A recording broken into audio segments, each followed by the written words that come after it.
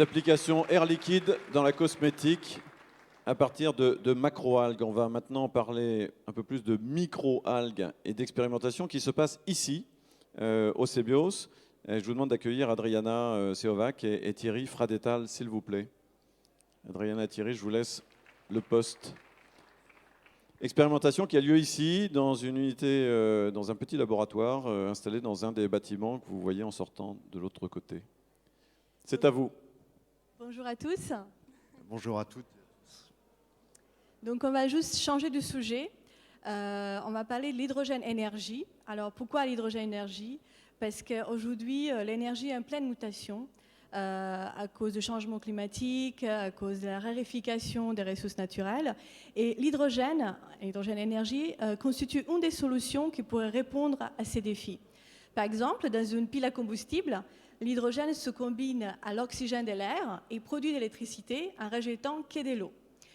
Et comme vous savez, l'hydrogène il peut être produit à partir des ressources naturelles comme biométhane ou l'eau et peut représenter pour des applications à petite échelle une alternative aux énergies fossiles.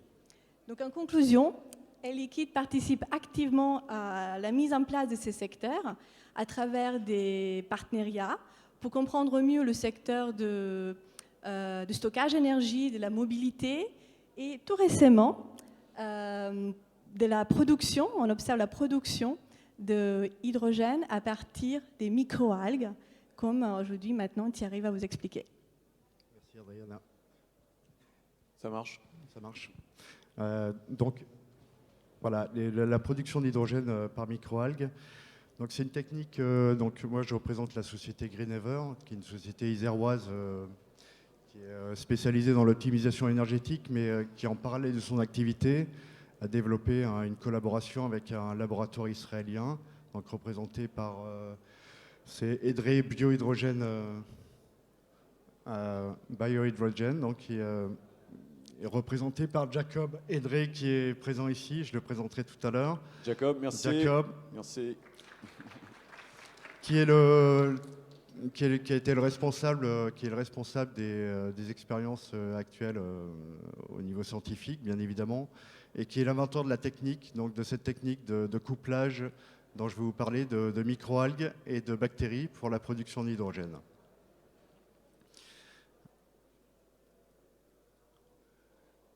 Donc actuellement, comme l'a dit Adriana, il y a un véritable enjeu avec la COP21 de réduire d'ici 2050 les émissions de gaz à effet de serre de 80%. Donc actuellement, ce qu'il faut savoir, c'est que 95% de l'hydrogène est fabriqué à partir des énergies fossiles. Là, je vais donner quelques exemples, mais c'est vraiment très très court. En tout cas, ce qu'on peut retenir, c'est le vaporeformage et la gazéification du charbon de bois. Il y en a moult, il y en a énormément d'autres. En tout cas, ils sont tous émetteurs de CO2 et de gaz à effet de serre actuellement. Et donc très énergivores également. Voilà. Donc pour cela, il y a des alternatives actuelles qui sont à l'étude. Donc bien évidemment, pour que l'hydrogène, qui est ce nouveau vecteur en fait énergétique, puisse être considéré comme énergie verte, donc c'est-à-dire faiblement émettrice en gaz à effet de serre. Et il est essentiel que sa production soit propre. Donc là, j'ai donné deux exemples, la photoélectrolyse et également la décomposition thermochimique. Donc ils sont deux procédés à l'étude actuellement en développement au niveau international. Nous, la voie qu'on a étudiée et qui est développée actuellement au CBIOS, donc au laboratoire du CBIOS depuis janvier 2016, c'est la coculture de microalgues et de bactéries pour la production d'hydrogène.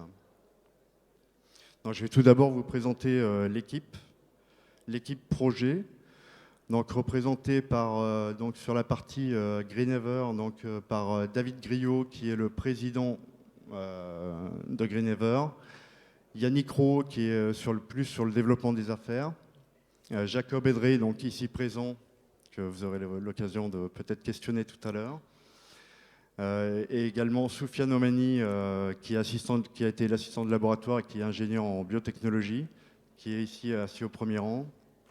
Merci Sofiane. Voilà. Et moi-même qui suis en charge de suivre ce projet. Je crois que Thierry, tu as une petite vidéo qui va résumer un peu tout ça. Absolument. Je veux bien que tu accélères un peu, si Oui, tu veux ok. bien. Merci. Donc notre point de départ, on part sur des photobioréacteurs en tout cas. Ça, c'était l'expérience qui a été réalisée en Israël par Jacob et que nous avons reproduit ici au laboratoire du CBIOS. Simplement, ce qu'il faut retenir ici, c'est qu'on a une production nettement plus importante avec l'aquaculture par rapport à l'algue seule. On voit ici, même la durée de production est beaucoup plus importante et le ratio est beaucoup plus important. Je vais venir rapidement sur la partie principe de production et après vous verrez un film qui va vous permettre un peu d'éclairer tout ça. Donc ce qu'il faut retenir en tout cas, c'est que sur la phase de production, c'est séparé en 3 étapes. Il y a une phase de croissance de l'algue et des bactéries également. Donc sur la phase de croissance des algues, en tout cas, on utilise du CO2. Donc c'est la phase de photosynthèse, donc avec la production d'oxygène et également la production de biomasse qui peut être valorisée à terme, ce qui peut être intéressant. La seconde étape, donc, c'est la phase d'acclimatation où on vient appauvrir le milieu en soufre et également ajouter les bactéries pour permettre d'atteindre des conditions anaérobies, ce qui va déclencher la production d'hydrogène par les algues. Donc maintenant, en images, ça vous permet... Alors c'est un film très très court, mais...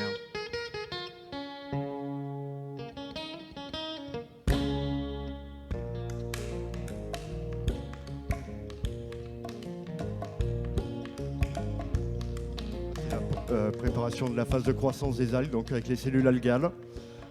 Bon, la phase de croissance également de la bactérie en incubateur. Donc dans cette phase de croissance, donc on enrichit le milieu en CO2.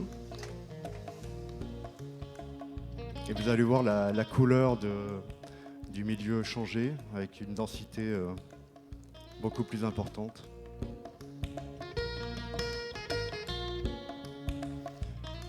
Le passage à la phase d'acclimatation, donc avec l'ajout de la bactérie,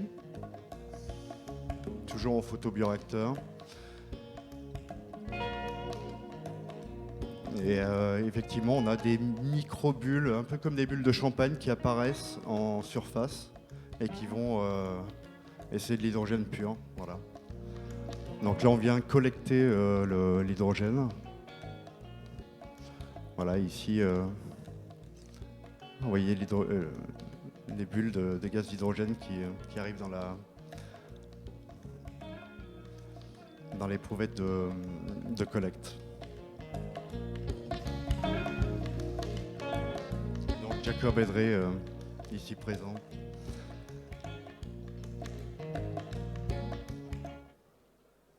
Voilà. Merci beaucoup. Merci beaucoup pour cette expérimentation et cet enjeu. Ce que je vous propose, c'est que pour ceux qui veulent discuter avec tes différents interlocuteurs Air Liquide, attrapez-les au vol en sortant. Merci beaucoup à tous les 4. Merci beaucoup pour ces différents exemples.